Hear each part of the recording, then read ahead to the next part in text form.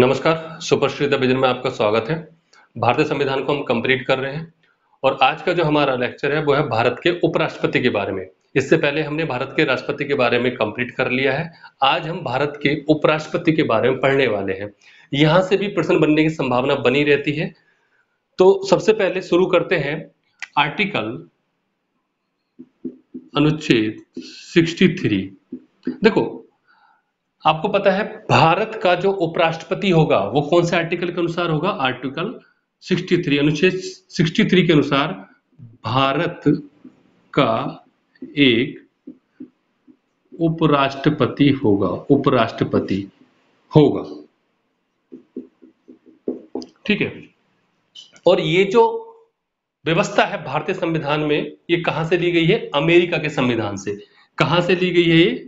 America के संविधान से। भारत में जो उपराष्ट्रपति का पद है वो अमेरिका के संविधान से लिया गया है। ठीक है। वहीं अगर मैं बात करूं कि भारत का एक राष्ट्रपति होगा, किस आर्टिकल के अनुसार? आर्टिकल 52 के अनुसार। लेकिन भारत का एक उपराष्ट्रपति होगा आर्टिकल 63 के अनुसार। और आर्टिकल 64 के अनुसार भारत का उपराष्ट्रपति राज्यसभा का पदेन सभापति होता है। राज्यसभा का पदेन सभापति होता है। ठीक है। किस आर्टिकल के अनुसार? आर्टिकल 64 के अनुसार। और आर्टिकल अनुच्छेद 65 के अनुसार उपराष्ट्रपति कार्यवाहक राष्ट्रपति के रूप में कार्य करेगा। कार्यवाहक राष्ट्रपति के रूप में कार्य करता है। किस अनुच्छेद के अनुसार भारत का उपराष्ट्रपति कार्यवाहक राष्ट्रपति के रूप में कार्य करता है? आर्टिकल 65। यानी कि आर्टिकल 65 के अनुसार उपराष्ट्रपति को इतना सक्षम बनाया गया है, यदि राष्ट्रपति का पद उसकी मृत्यु, उसके महाअभियोग के कारण, उस पर लगे महाभियोग के कारण खाली हुआ हो, या उसकी मृत्यु के कारण खाली हुआ हो, या उसके त्यागपत्र देने के बाद खाली हुआ हो, तो भारत का उपराष्ट्रपति कार्यवाहक राष्ट्रपति के रूप में कार्य करेगा। क्योंकि भारतीय संविधान में भारत के राष्ट्रपति का जो पद है वो एक सर्वोच्च पद है और उसे किसी भी स्थिति में खाली नहीं रखा जा सकता। और जब भारत का उपराष्ट्रपति राष्ट्रपति के रूप में कार्य करता है तो उसे वही वेतन और भत्ते प्राप्त होते हैं उस समय जो राष्ट्रपति को प्राप्त होते हैं। राष्ट्रपति को जो वेतन भत्ते प्राप्त हो रहे होते हैं, जब उपराष्ट्रपति कार्यवाहक राष्ट्रपति के रूप में कार्य करता है तो उसे वही वेतन और भत्ते मिलेंगे। यदि राष्ट्रपति किसी कार्य करने में असमर्थ है बीमारी के कारण या अन्य किसी वजह से, और उपराष्ट्रपति कार्यवाहक राष्ट्रपति के रूप में कार्य कर रहा है, तब भी उसे राष्ट्रपति को जो वेतन भत्ते मिलते वही वेतन भत्ते मिलेंगे। कब तक मिलेंगे? जब तक कि राष्ट्रपति पुनः अपने काम पर ना लौट आए, अपने काम पर ना वापस आ जाए। जब तक उपराष्ट्रपति उसका कार्य करता रहेगा तब तक उपराष्ट्रपति को राष्ट्रपति के वेतन भत्ते मिलते रहेंगे। ये कौन से आर्टिकल में? आर्टिकल 65 में। ठीक है। अब बाकी हम आगे जिक्र करेंगे, ये समझे आप? नेक्स्ट बात करते हैं। देखो, मैंने यहां पर कुछ बिंदु लिखे हुए हैं, इन बिंदुओं के बारे में हम चर्चा करेंगे, इन बिंदुओं को हम अच्छे से समझेंगे। जैसे कि भारत के उपराष्ट्रपति की योग्यताएं, निर्वाचन, पदावधि, शपथ, वेतन और भत्ते और कार्य एवं सत्य, इनके बारे में डिस्कस करेंगे कि यहां से प्रश्न बनते हैं। तो सबसे पहले हम बात करते हैं योग्यताओं की, कि भारत के उपराष्ट्रपति के पास क्या योग्यताएं होनी चाहिए। तो अनुच्छेद 66 का क्लोज 3, अनुच्छेद 66 के क्लोज 3 के अनुसार भारत के उपराष्ट्रपति के पास कुछ क्वालिफिकेशन होनी चाहिए। क्वालिफिकेशन का मतलब ऐसा नहीं है कि वो बीए, एमए, पीएचडी हो। हालांकि राष्ट्रपति के पद के लिए भी ऐसा जरूरी नहीं है कि वो पढ़ा लिखा ही हो। भारत का राष्ट्रपति हो या उपराष्ट्रपति, इनके लिए पढ़ा लिखा होना जरूरी नहीं है। ठीक है। लेकिन कुछ क्वालिफिकेशन से मतलब है, जैसे कि पहली बात, वह भारत का नागरिक हो। ठीक है। भारत का नागरिक हो, वह भारत का नागरिक होना चाहिए। दूसरा, 35 इयर्स की आयु पूरी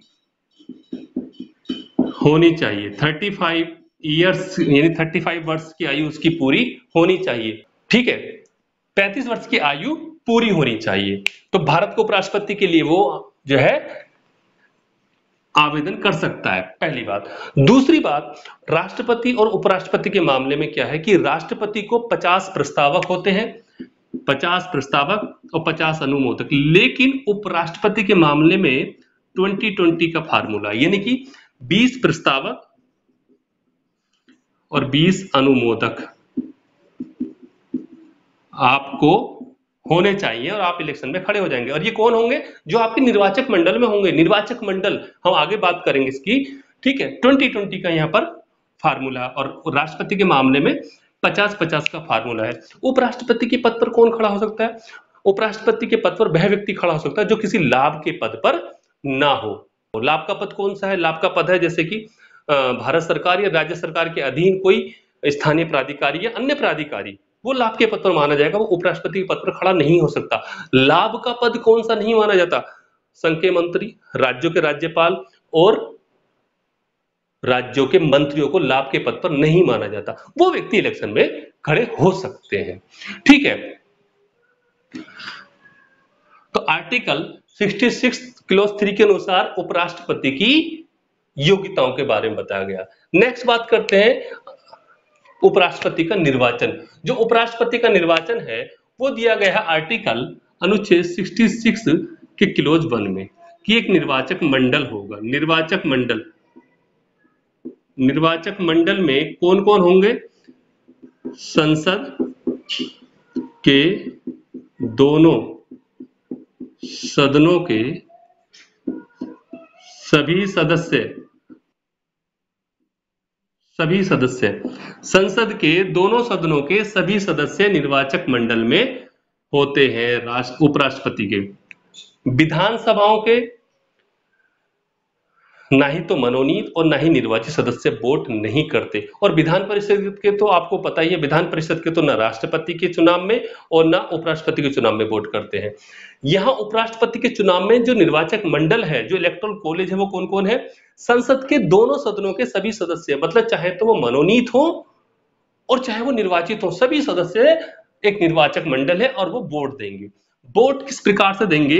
जो इसका इलेक्शन होता है वो, पहली बात, इलेक्शन होता है आनुपातिक वही प्रक्रिया है जो राष्ट्रपति के इलेक्शन में, आनुपातिक प्रतिनिधित्व, यानी कि प्रोपोर्शनल रिप्रेजेंटेशन सिस्टम, ठीक है। और एकल संक्रमणीय, सिंगल ट्रांसफरेबल वोट, संक्रमणीय, ठीक है।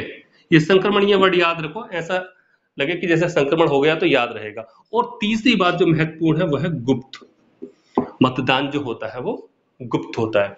किसका? उपराष्ट्रपति का। राष्ट्रपति का भी गुप्त होता है, सेम प्रक्रिया है। लेकिन राष्ट्रपति के निर्वाचक गण में कौन कौन शामिल होते हैं? राष्ट्रपति के निर्वाचक गण में शामिल होते हैं विधानसभाओं के निर्वाचित सदस्य और संसद के निर्वाचित सदस्य और दिल्ली पांडिचेरी के सदस्य। लेकिन उपराष्ट्रपति के इलेक्शन में सिर्फ संसद के दोनों सदनों के, राज्यसभा लोकसभा के सभी सदस्य वोट करते हैं, ठीक है। क्लियर है? नेक्स्ट बात करते हैं उपराष्ट्रपति की पदावधि। तो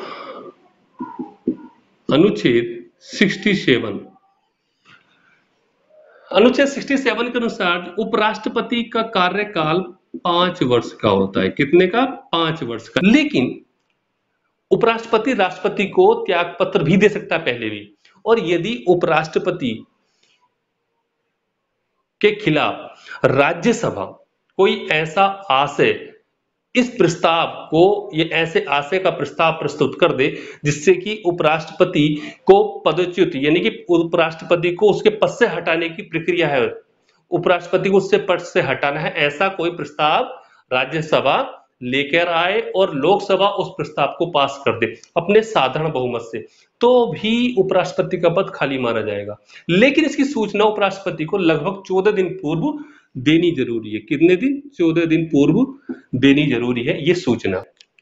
देखो, जहां पर राष्ट्रपति को उसके पद से हटाने के लिए कितनी बड़ी महाभियोग की प्रक्रिया है, ये उपराष्ट्रपति को उसके पद से हटाने के लिए इतनी बड़ी महाभियोग की प्रक्रिया नहीं है।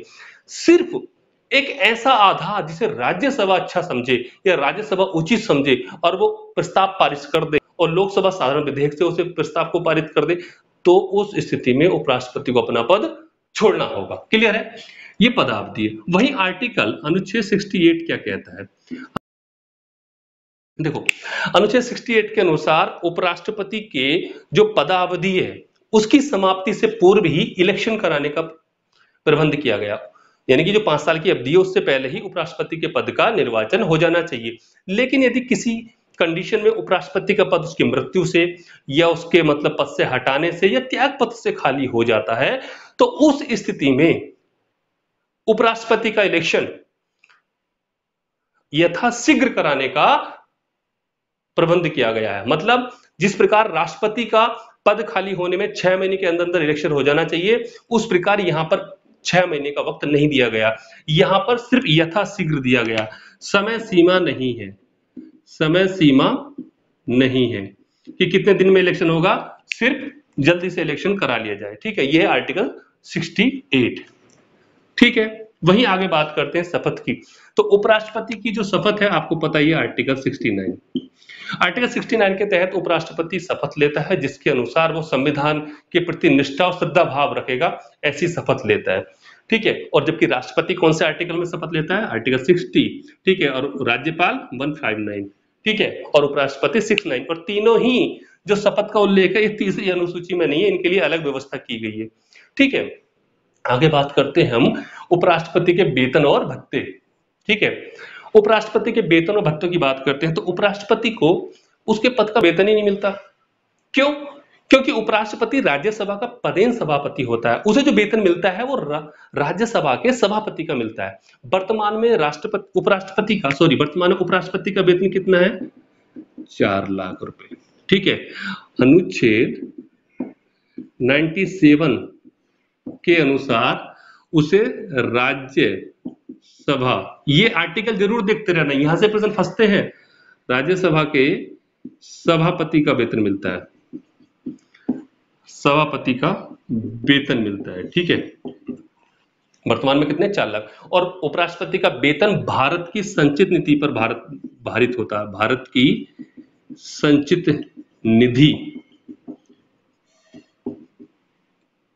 पर भारित होता है। ठीक है, संचित निधि द्वारा दिया जाता है उपराष्ट्रपति का वेतन और भत्ते। और 1997 से 1997 से ये व्यवस्था की गई है कि उपराष्ट्रपति के रिटायरमेंट के बाद उसे पेंशन दी जाए, पेंशन। ठीक है, पेंशन की बात 1997 के बाद की गई है। ठीक है, आती बात में वेतन और भत्ते 4 लाख मिलता है, भारतीय संचित निधि पर होता है। अनुच्छेद 97 के अनुसार राज्यसभा के सभापति का वेतन मिलता है, क्योंकि उपराष्ट्रपति का तो कोई ऐसा है ही नहीं काम, वो राज्यसभा का सभापति होता, पदेन सभापति होता, उसे राज्यसभा के सभापति का ही वेतन मिलता है। क्लियर है? यहां से प्रश्न आता तो आप यही बताएंगे। ठीक, नेक्स्ट बात करते हैं कार्य एवं शक्तियां। ठीक है, देखो यहां पर एक बात ध्यान रखना, भारत के संविधान में भारत के उपराष्ट्रपति के लिए कोई विशेष कार्य नहीं है, इसलिए इसे कुछ लोग क्या बोलते हैं? His superfluous highness. ठीक है, भारतीय संविधान में कोई कार्य ना होने के कारण कुछ लोग इसे हिज सुपरफ्लुअस हाइनेस ही बोलते हैं। किसे बोलते हैं? उपराष्ट्रपति को। यहां से प्रश्न बड़ी परीक्षाओं में बन जाता है कि हिज सुपरफ्लुअस हाइनेस किसे कहते हैं? भारत के उपराष्ट्रपति को कहते हैं। लेकिन फिर भी भारत के उपराष्ट्रपति का जो प्रमुख कार्य है वो राज्यसभा की जो बैठक है उनकी अध्यक्षता करना है। वो राज्यसभा की बैठक की अध्यक्षता करता है, राज्यसभा में अनुशासन बनाता है और राज्यसभा में संसदीय अनुशासन बनाने का काम करता है। और वहां पर जो भी बिल आते हैं, जो भी विधेयक आते हैं, उन पर बहस कराता है और उन पर मतदान करवाता है। ये उपराष्ट्रपति की कार्य और शक्तियां हैं। उसे मतदान करने का अधिकार नहीं है, लेकिन फिर भी अगर मतों की स्थिति में अगर अगर विपक्ष और पक्ष के मत बराबर स्थिति में है तो उस कंडीशन में उपराष्ट्रपति को राज्यसभा के सभापति के रूप में मत देने का अधिकार है। ठीक है, तो ये उसका कार्य है।